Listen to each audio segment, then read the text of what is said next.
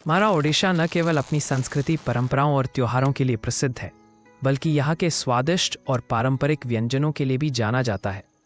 यहाँ हर घर में कोई न कोई खास पकवान मिलता है, जो पीढ़ी दर पीढ़ी लोगों के दिलों में अपना स्वाद छोड़ जाता है।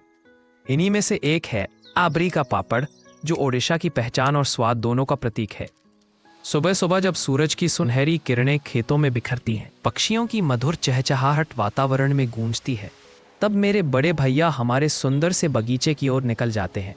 बगीचे में आबरी के पौधे हरियाली से भरपूर लहलहा रहे होते हैं। वे बहुत ध्यान और प्रेम से आबरी के फल तोड़ते हैं, ताकि कोई फल टूटे या खराब ना हो। हर फल को बड़े स्नेह से टोकरी में रखा जाता है। यही से शुरू होता है हमारे स्वादिष्ट आबरी के पापड़ का सफ़र। घर लौटकर सबसे पहले आबरी के फलों को धोया जाता है, फिर उनके अंदर से बीज निकाले जाते हैं ताकि उनमें कोई कड़वापन न रह जाए। उसके बाद आबरी को नदी के स्वच्छ पानी में दोबारा अच्छी तरह धोया जाता है, जिससे मिट्टी और धूल पूरी तरह साफ हो जाए। धोने के बाद आबरी को कुछ समय के लिए सुखा लिया जाता है, फिर इसे एक बड़े बर्तन में डालकर उसमें चीनी डाली जाती है। अब शुरू होती है इसकी असली कला, पकाने की प्रक्रिया।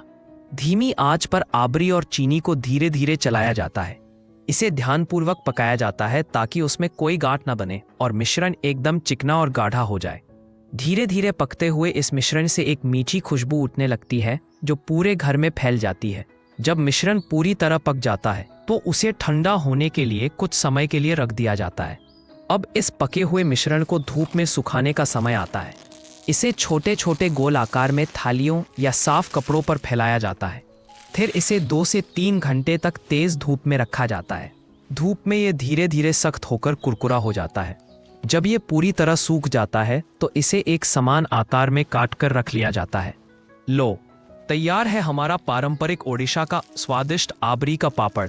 जब इसे तलकर या हल्का सेंककर खाया जाता है तो इसका स्वाद जुबान पर लंबे समय तक बना रहता है। हर कौर में मेहनत, परंपरा और घर की खुशबू बसी होती है। यह केवल एक व्यंजन नहीं, बल्कि हमारे राज्य की संस्कृति और अपनापन का प्रतीक है। आबरी का पापड़ हमें यह याद दिलाता है कि सादगी और परिश्रम से बना